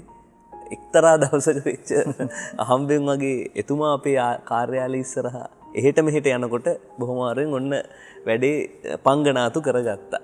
මම එන්නේ දැන් මේ තරංකාරී විභාග ක්‍රමයේ විසින් ඔපචුනිටි එකක් හදලා තිනවා ටියුෂන් කියලා. හැබැයි සර්ලා එන්නට කලින් ඉඳන් තමයි මේ ටියුෂන් කියන එක තිබුණේ. හැබැයි මේ තරංගකාරී අධ්‍යාපන ක්‍රමයත් එක්ක අපිට අපේ මනුස්සකම් කියන කාරණේ මොකක් දෙකක් වෙලා තිනවා. ඉදිරියට හැදෙයිද මනුස්සකමට ඒකක් ලැබෙන ක්‍රමවේදයක්? චරිත අධ්‍යාපනය කියලා අපි අදහස් කරන්නේ දැනුම, කුසලතා සහ ආකල්ප කියන අංශ තුනෙහි සිදුවන ගුණාත්මක දියුණුව කියන එකයි. දැන් ඇත්තටම අධ්‍යාපනය තුළ ඇති වෙන්නේ දැනුම පමණයි. ඇත්තටම කියනවා නම් අපිට ටියුෂන් පන්තියකදී දෙන්න පුළුවන් එකම එක දේ දැනුම පමණයි. දැනුම මූලික කරගෙන තමයි මේ සියල්ල යන්නේ. ඊළඟට අපේ තියෙන උසස් පෙළ විභාගය ගත්තොත් මම දකින විදිහට ලෝකයේ තියෙන එම වයසේ ළමෙකුට තියෙන පීඩාකාරීම, ඒ කියන්නේ මානසික වශයෙන් පීඩාකාරීම විභාගය තමයි උසස් පෙළ කියලා කියන්නේ. එතකොට දැන් මම එක්තරා අවස්ථාවක මට අවස්ථාව ලැබුණා ෆින්ලන්තේ, දැන් සාමාන්‍යයෙන් කියන ෆින්ලන්තේ ඉතාමත්ම හොඳ අධ්‍යාපන ක්‍රමයක් තියෙනවා කියලා. එතකොට මට අවස්ථාව හම්බුණා ඒ ඉස්කෝල කීපයක් බලන්න යන්න. ඉතින් එතකොට මම දැක්ක දේ තමයි ඒ ළමයි ඉගෙන ගන්නේ සතුටින්. අපේ ළමයි ඉගෙන ගන්නේ සතුටින් නෙමෙයි. මේ උසස් පෙළ පන්තියක ඉන්න ළමයි ඉගෙන ගන්නකොට සාමාන්‍ය පෙළ සමත් වෙලා උසස් පෙළ ජීව විද්‍යාව හදාරන්න එනකොට හරි සතුටින් ඉගෙන ගන්න එන්නේ. ඒ වුණාට දෙවෙනි අවුරුද්ද අන්තිම හරිය වෙනකොට මේ පුදුමාකාර මානසික පීඩනයක ඉන්නේ. මම හොඳට දකිනවා ඒ ළමයින්ගෙන් සෑහෙන ප්‍රමාණයකට දෙවෙනි අවුරුද්ද අන්තිම වෙනකොට ડિප්‍රෙෂන්, විෂාදය ප්‍රතිකාර කරන්න වෙන මට්ටමටපත් වෙනවා. මේ හොඳ දක්ෂ හොඳ චින්තනයක් තියෙන දරුවෝ. ඊළඟට අපේ අධ්‍යාපන ක්‍රමය තුල යම් කිසි දෙයක් මේ අර්ථ දක්වලා මේ ඒ අර්ථ දැක්වීම මේක විශේෂයෙන්ම තියෙන දෙයක්, මේක අනිවාර්යයෙන්ම කියන්න ඕන දෙයක්. ඒ අර්ථ දක්වලා තියෙනවා නම් ඒකේ අදහසටනේ ලකුණු දෙන්න ඕනේ. දැන් හදලා තියෙන්නේ ඒ වාක්‍ය ඒ රටාවම තියෙන්න ඕනේ. ඇත්තටම කියනවා නම් දැන් තියෙන විභාගවල පේපර්ස් බලන්න, ජීව විද්‍යා ප්‍රශ්න පත්‍රයේ උත්තර පත්‍රයේ බලන්න පොලිස් නිලධාරියෙකුටත් පුළුවන්. ඒකට හේතුව එයා ගුරුවරයෙක් වෙන්න අවශ්‍ය නැහැ. මොකද එයාට print කරපු උත්තරයක් දෙනවා. බලන්න තියෙන්නේ මේ print කරපු එකේ තියෙන උත්තරේ ළමයාගේ උත්තරේ තියෙනවද කියලා. එච්චරයි. මේක තියෙනවා නම් මේක බැලුවා ලකුණු දුන්නා. ඒකයි මම කිව්වේ පොලිස් නිලධාරියෙකුට මේකට උත්තර මේ පොලිස් නිලධාරියෙක් කරගෙන ජීව විද්‍යා ප්‍රශ්න පත්‍රය බලන්න පුළුවන්. ඒතර ගුරුවරයෙක් මොකටද? ඇත්තටම මෙන්න මේ ක්‍රමය නම් අනිවාර්යෙන් වෙනස් වෙන්න ඕනේ. ඒ කියන්නේ දැන් මම පොඩි උදාහරණයක් කියන්නම්. දැන් එක තැනක තියෙනවා මේ pH අගේ අඩු වේ කියලා. එතකොට ළමෙක් ලියලා තියෙනවා ආම්ලික වේ කියලා. ඇත්තටම pH අගේ අඩු නම් තමයි ආම්ලික වෙන්නේ. ඉතින් වෙන දේ ලියලා තියෙනවා නම් ඒ ළමයා ඒක දන්නවා කියන එකයි මගේ අදහස. එතකොට අර pH අගේ අඩු වේ කියන වචනෙට විතරමයි ලකුණු දෙන්නේ. එතකොට අර ඒ ළමයා ඒ ලියපු දේ මෙන්න මේ වගේ අඩුපාඩු ගොඩාක් තියෙනවා. දැන් තව පොඩි උදාහරණයක් ගත්තොත් රසායන විද්‍යාව පැත්තෙන් අපි හිතමු මේ ඔක්සිජන් නිපදවා ගන්න පුළුවන් ක්‍රමයක් ලියන්න කියලා. එතකොට ඒකේ උත්තරේ තියෙන පොටෑසියම් පර්මැංගනේට් දහනය කරපුවාම ඔක්සිජන් නිපද වෙනවා කියලා. ළමෙක් ලියනවා වතුර භාජනයක් අරගෙන ඒකට හයිඩ්‍රිල්ලා ගහක් දාලා පුනීලයකින් වහලා ඒක ආලෝකයට නිරාවරණය කරන්න එතකොට ප්‍රභා සංශ්ලේෂණය වෙලා ඔක්සිජන් පිට වෙනවා කියලා. හැබැයි ඒක මාකින් ස්කීම් එකේ නෑ. ඒක ළමයා වැරදිද? එතකොට ගුරුවරයාට දෙන්න ඕනි උත්තර නෙමෙයි. මේක තමයි මේකේ අදහස. මේ අදහසට සමාන අදහසක් ළමයා ලියලා තියෙනවා නම් ලකුණු දෙන්න කියලා. ඒක කරේ නැත්තම් මේ අධ්‍යාපන ක්‍රමය තුල කවදාවත් නිර්මාණශීලී මිනිස්සු බිහි වෙන්නේ නැහැ. අර දීපු මොඩල් ආන්සර් එක එහෙම්මම කටපාඩම් කරලා අතාරින කෙනෙක් තමයි බිහි වෙන්නේ. එයාගෙන් අපිට අනාගතයේ කුසලතාවයන් බලාපොරොත්තු වෙන්නේ නැහැ. බලාපොරොත්තු වෙන්න බෑ. ඊළඟට මේ මහා තරඟකාරී රටාව දැන් මේ ටියුෂන් කියලා එකක් බිහි වෙන්නේ ඇයි? මේ තියෙන අධික අසාමාන්‍ය තරඟය නිසානේ. ඒ තරඟයට ප්‍රධාන හේතුව තමයි විශ්වවිද්‍යාල ප්‍රමාණය අතේ ඇඟිලි වලින් ගණන් කරන්න පුළුවන් තත්ත්වයටපත් වෙලා තියෙන එක. ඒක නිසා දැඩි තරඟයක් ඇති වුණාම දරුවෝ අනිත් කිසිදු දෙයක් ගැන අවධානය යොමු කරන්නේ නැතුව තන්නේ ක්‍රම අධ්‍යාපනයට විතරක් ඒගොල්ලන්ගේ අවධානය යොමු කරනවා. ඒ අතින් දරුවෝ වැරදි නෑ. සමහර වෙලාවට උසස් පෙළදී ළමයෙකුට හිතෙනවා මේ මංගලගේ එහා පැත්තේ මෙහා පැත්තේ වාඩි වෙලා ඉගෙන ගන්න එක්කෙනාට මම පොඩි දෙයක් කියලා දුන්නොත් එයාගේ Z ස්කෝර් එක දශමකින් වැඩි වුණොත් මං කැපෙනවා. ඒක ළමයි දන්නවා. ආන්න ඒක නිසා සමහර වෙලාවට ළමෙක් අසනීප වෙලා එන්න බැරි වෙච්ච ළමෙකුට නෝට් එක ලියාගන්න තමන්ගේ නෝට් පොත දෙන්නේ නැහැ. දෙමව්පියෝ කියනවා දෙන්න එහෙම එපා කියලා. දෙන්න එහෙම එපා කියන්නේ වෙන හේතුවක් නිසා නෙමෙයි. ඒක දීලා ඒ ළමයාගේ ලකුණු දශමයක් උඩට ගියොත් එහෙම අර කට් ඔෆ් වෙන තැනදී ඒ ළමයා අහු වෙලා විශ්වවිද්‍යාලයට අර උදව් කරපු ළමයා අහු වෙන්නේ නැති වෙන්න පුළුවන්. මෙහෙම සිස්ටම් එකක් තියෙනකොට ළමයි පුංචි කාලේ ඉඳන්ම පුරුදු වෙනවා බරපතල ලෙස ආත්මාර්ථකාමී වෙන්න. ඒ වගේ ළමයි පිරිසකගෙන් අපි කොහොමද මනුෂ්‍යත්වයක් බලාපොරොත්තු වෙන්නේ? ඒ නිසා ළමෙක්ගේ මෙතන හදනවා වගේම මෙතනත් හදන්න ඕනි. දැන් වෛද්‍යවරයෙක් වුණායින් පස්සේ වෛද්‍යවරුන්ට අපි බයිනවා නේද? කිසිම ಗುಣදහමක් නැති කිසිම ලතෙත් බවක් නැති වෛද්‍යවරයෙක් කියලා. ඉතින් කවුද එහෙම වෛද්‍යවරයෙක් නිර්මාණය කරන්නේ? පහේ පන්තියේදී කියලා දෙන්නේ තරංගය. O level වලදී කියලා දෙන්නේ තරංගය. A level වලදී කියලා දෙන්නේ තරංගය. අපි බැරි වෙලාවත් A level ඉන්න ළමෙකුට පුතේ මනුෂ්‍යත්වය මෙහෙමයි කියලා කියන්න විනාඩි 10ක් වැය කරොත් සමහර දෙමව්පියෝ ළමයා අරගෙන යනවා වෙන පන්තියකට අනවශ්‍ය දේවල් කතා කරනවා කියලා.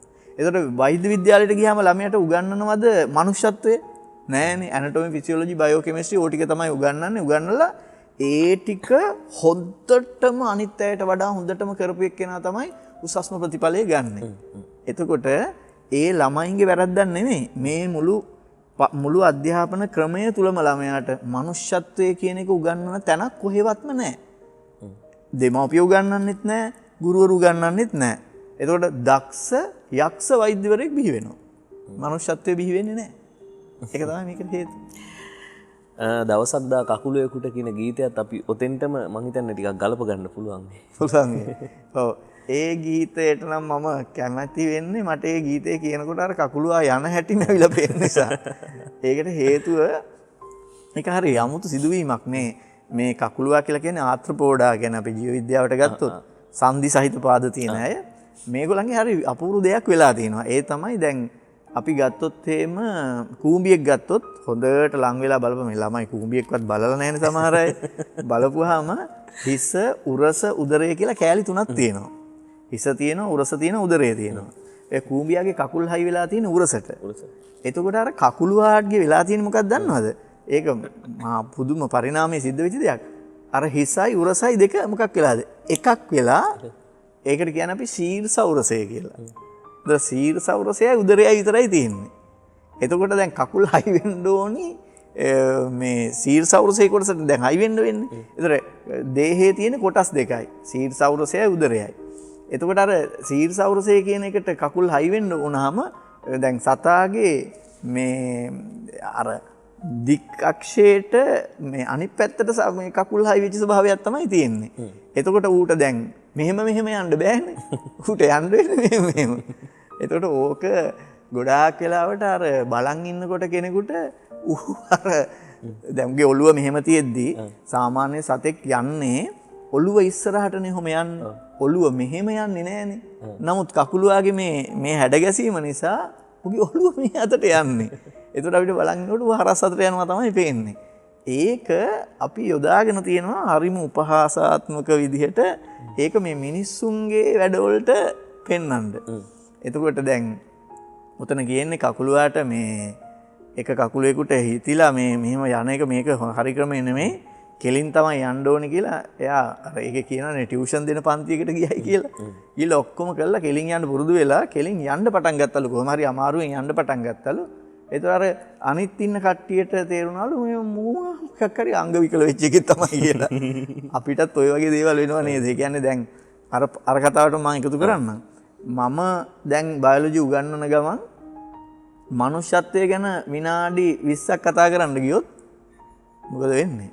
මේක හදන්න බලන් ඉන්න අය හිතන්නේ මාත් නිකන් මේ අංග විකල වෙලා වගේ තමයි මම මේ මොනවාද සර් මේ වින වැඩකට නැති කතා කියන්නේ මේ ළමයින්ගෙන් සල්ලි අරගෙන මෙන්න මේ සබ්ජෙක්ට් එක උගන්වන්නකෝ කියලා කියයි.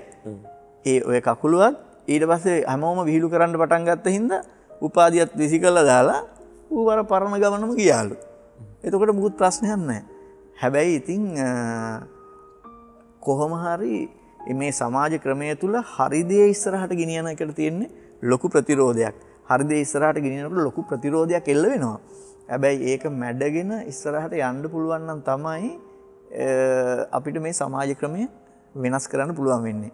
නැත්තම් මේ සමාජ ක්‍රමය කවදාවත් වෙනස් වෙන්නේ නැහැ.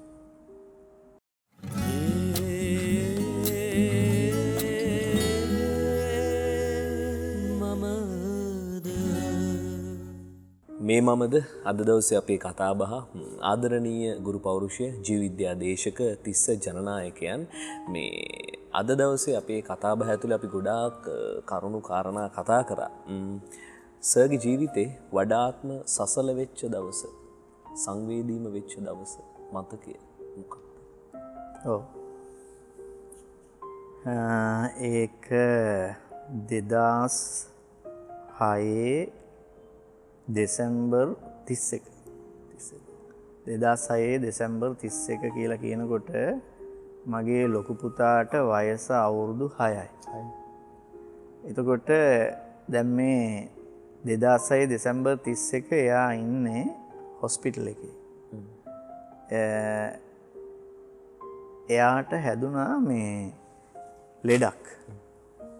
ඒ ලෙඩේ තමයි එයාගේ තියෙන රුධිරයේ තියෙන රුධිර පට්ටිකා සංඛ්‍යාව අඩු වෙනවා.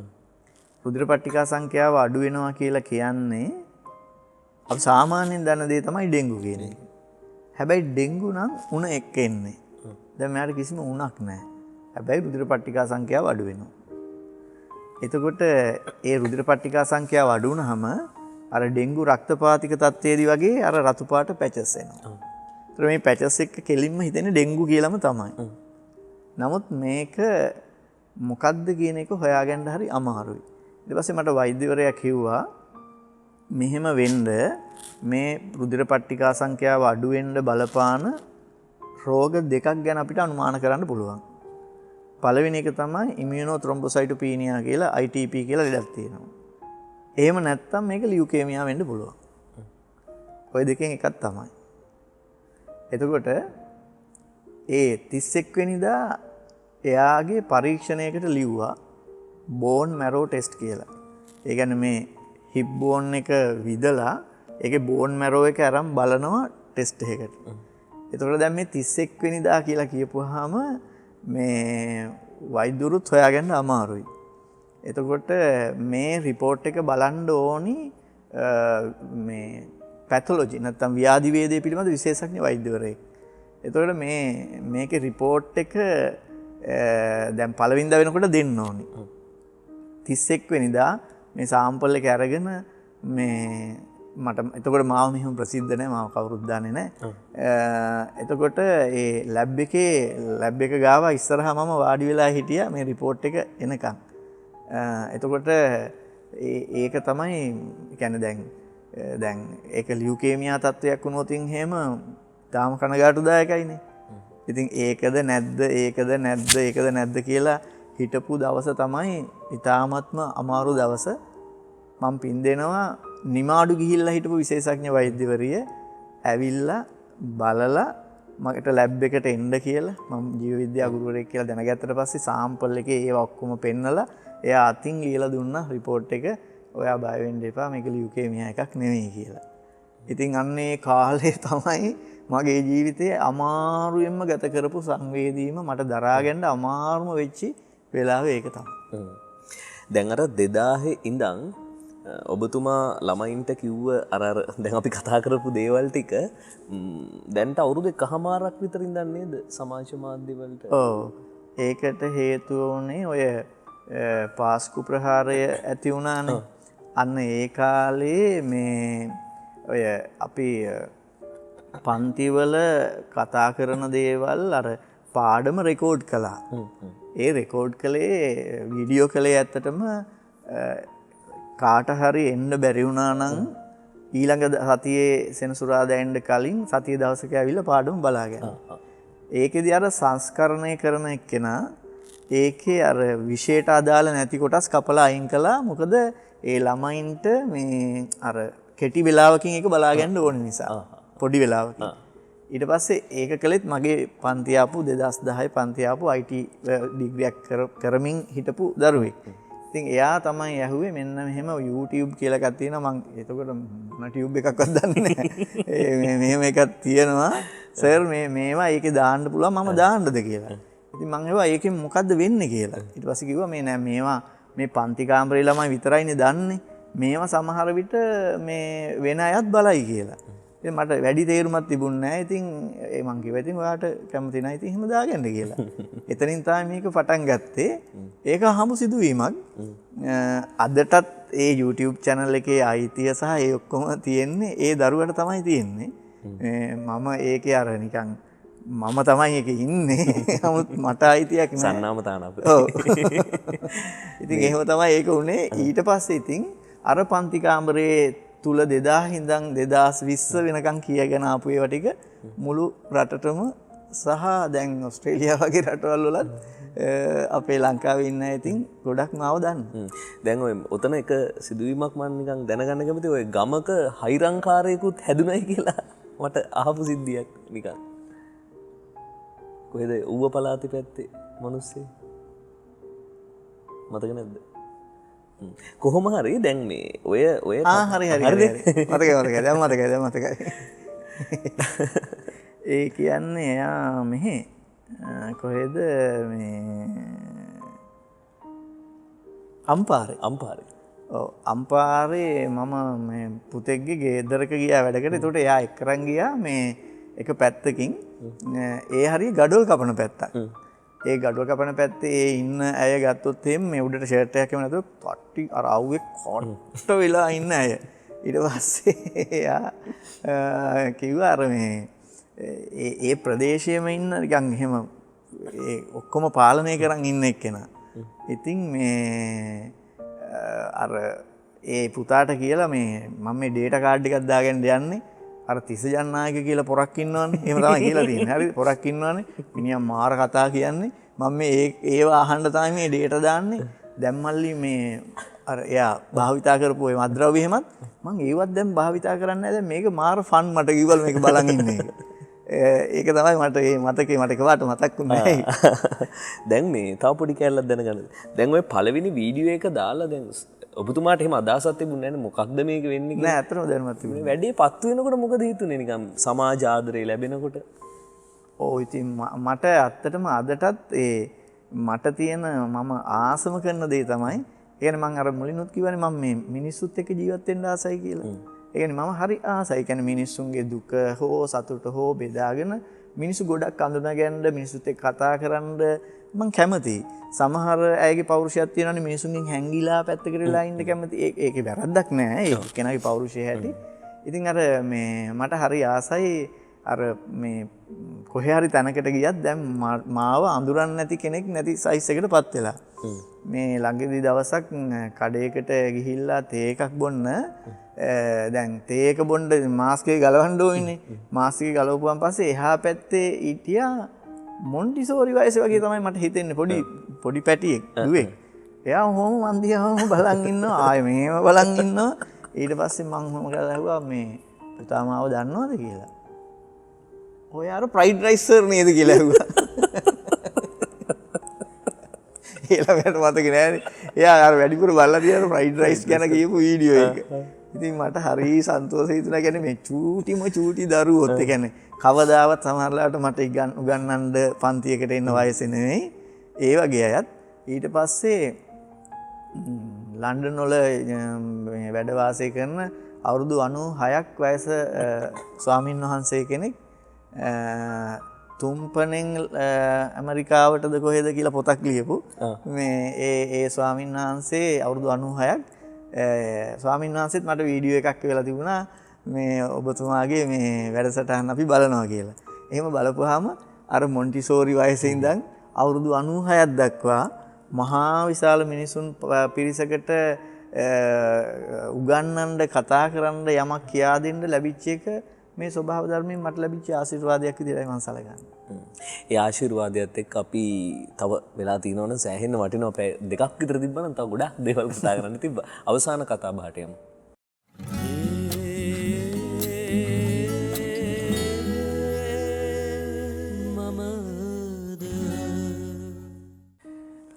කිසිදා කිසිවෙකුට නොකියූ මගේ කතාව මේ මමද අපේ අද දවසේ කතානායකයා ආදරණීය චරිතය ජීවිද්‍යාදේශක තිස්ස ජනනායකයන්. ජීවිතේ දෙපාරක් සුයිසයිඩ් කරගන්න හදපු ඔබතුමාව එතනින් මුදවන්නට දායක වුණා බෞද්ධ දර්ශනය. මේ බෞද්ධ දර්ශනය ඒ කියන්නේ ඒ තරම් ඈඳුනේ ඔය සිදුවීමත් එක්ක ඊට කලින් ඉඳන්ම ඔබතුමා ඒ කියන්නේ බෞද්ධ දර්ශනයත් එක්ක ඒ කියන්නේ අපි බෞද්ධ එතනින් එහාට අපි ගැඹුරට ඒක තේරුම් ගන්නවා කියන කාරණෙත් එක්ක මට බෞද්ධ දර්ශනය ගැඹුරට තේරුම් ගන්න පුළුවන් උනේ මම දැන් සාමාන්‍ය පෙළ උසස් පෙළ කළා විශ්වවිද්‍යාලයේ පළවෙනි උපාධියත් ගත්තට පස්සේ මට හිතුණා සයන්ස් ඉගෙනගෙන ඇති කියලා. කියන්නේ විද්‍යාව කියන එක ඇති වෙන්න ඉගෙන ගත්තානේ. ඊට පස්සේ පශ්චාත් උපාධි ඩිප්ලෝමාවක් කරන්න අදහසක් තිබුණා. ඉතින් එතකොට මම මොකද කරේ? මම ඒකට තෝරාගත්තා මේ මනෝවිද්‍යාව ඉගෙන ගන්න ඕනේ කියලා. ඒත් මේ මනෝවිද්‍යාවේ තිබුණා විෂයන් ජීව මනෝවිද්‍යාව, සාමාන්‍ය මනෝවිද්‍යාව, අසාමාන්‍ය මනෝවිද්‍යාව, ඒ වගේ ගොඩක් ඒවා තිබුණා. ඒවා අධ්‍යයනය කරන් යනකොට ඒක අපිට උගන්වපු මහාචාර්ය රණවක ඒ වගේම මහාචාර්ය ගාමිණී හපුආරච්චි වගේ සර්ලා මේ හරියට මේ අර අධිමානසික විද්‍යාව කියලා එකක් තියෙනවානේ පැරාසයිකොලොජි කියලා. ඒවා ගැන කතා කරනකොට කිව්ව සමහර පොත්පත් වගේ දේවල් ගැන කිව්වා. රේරුකාණේ හාමුදුරන්ගේ පොත් ගැන එහෙම කියනකොට මට හිතුණා ඒවා හොයලා බලන්න ඕනේ කියලා. ඊට පස්සේ තමයි මට මේ බුද්ධාගම නෙමෙයි බෞද්ධ දර්ශනය ඇතුලේ තියෙන මේ මහා මේ චින්තනය පේන්න පටන් ගත්තේ. ඊට කලින් ඉතින් කරේ අර වැඳුම් පිදුම් කරන සාමාන්‍ය හැමෝම කරගෙන යන දේවල් ටික තමයි කරගෙන ගියේ. ඒ වගේම අර ඒවා ගැඹුරින් හදාරන්න මට ආසාවක් ආවා. කියව ඒවා අධ්‍යයනය කර හිටියා. ඉතින් ඔය පස්සේ කාලෙක අවාසනාවන්ත ලෙස ජීවිතේ ඉතින් මිනිස්සුගේ එක ප්‍රශ්න එනවනේ. ඒ ඇතිවෙච්ච ප්‍රශ්නයක් නිසා මගේ බිරිඳ මගේ දරුවෝ දෙන්නත් අරගෙන මේ මගෙන් වෙන් වෙලා ගියා. අන්නේ වෙන් වෙලා ගිය කාලේ දැන් ඇත්තට මේ ප්‍රශ්නේ ඉවරයි. අවුරුදු 7කට පස්සේ ඒක විසඳුණා. ඒතකොට ඒකේ මුල් කාලේ තමයි මට හිතුනේ සියදිවි හානි කරගන්න ඕනේ කියලා.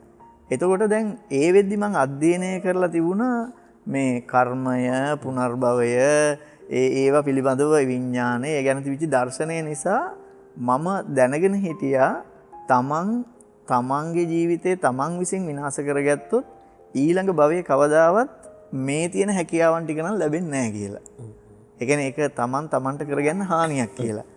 ඒ හැඟීම නොතිබෙන්න මම ওই වැඩේ කරනවා. ඒකින්ද මට මේ බෞද්ධ දර්ශනයෙන් ලැබිච්ච දේ තමයි ඒක මගේ ජීවිතයේ ආරක්ෂා වෙන්න ඒක බලපෑවා. දැන් මං හිතන්නේ ඔබතුමාගේ වයස අවුරුදු 51යි.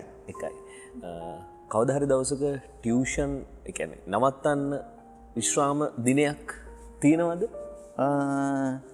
ටියුෂන් කියලා කියන්නේ මේ වාණිජමය ටියුෂන් වලින් නම් බොහෝ වෙලාවට තව අවුරුදු 5ක් විතර වගේ යනකොට මං අයින් වෙන්න කියලා තමයි හිතාගෙන ඉන්නේ. ඒත් මේ විෂයන් උගන්නන්න නෙමෙයි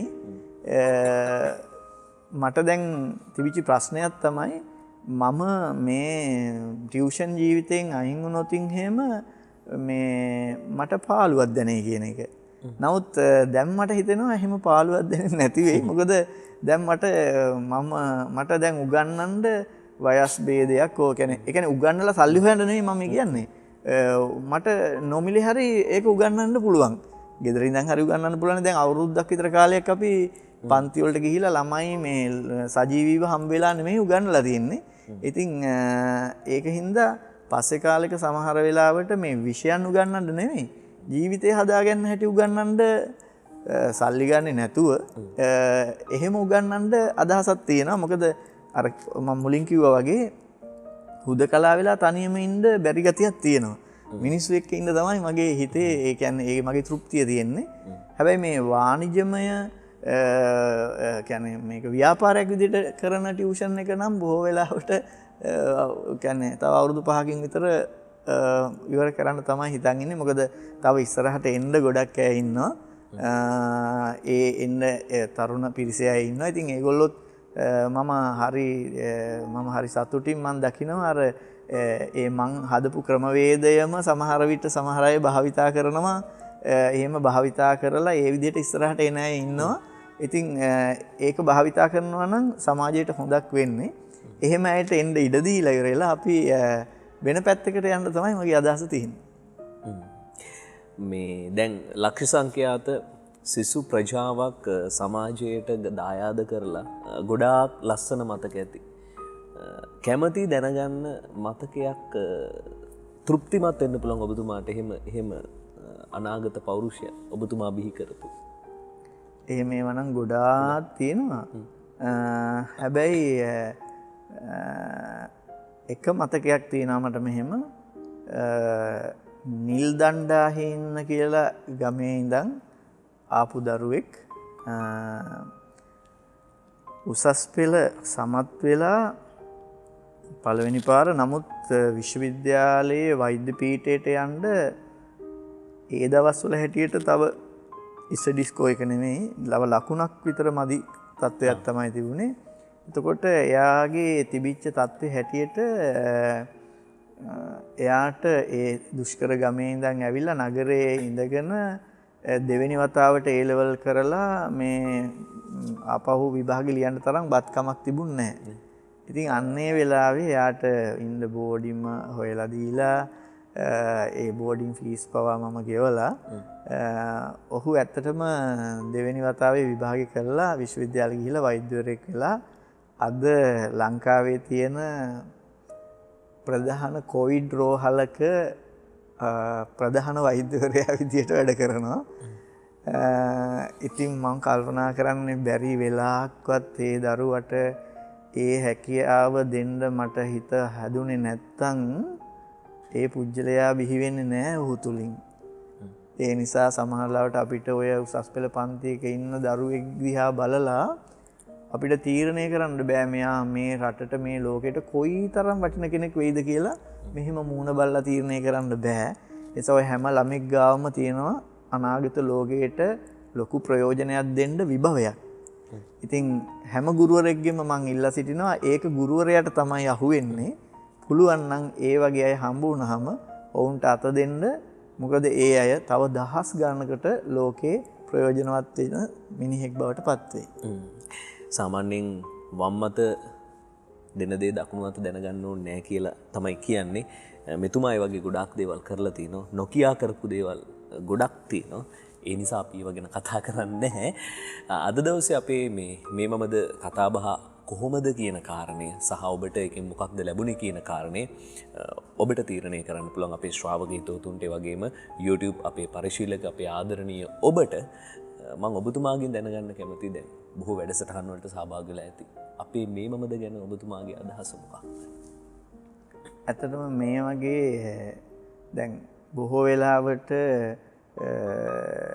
නාලිකාවල ගොඩාක් වෙලාවට තියෙන්නේ අර වාණිජ්‍ය පැත්තට බර වෙච්චි වැඩසටහන්නේ. ඉතින් ඒ අතරේ සහයම නැත්තම් එන්ටර්ටේන්මන්ට් වගේ වැඩසටහන් ඇත්තටම කියනවා නම් ඕනෑම කෙනෙක්ගේ ජීවිතය කියලා කියන්නේ ජීවිත කතාව ගත්තොත් පොතක්.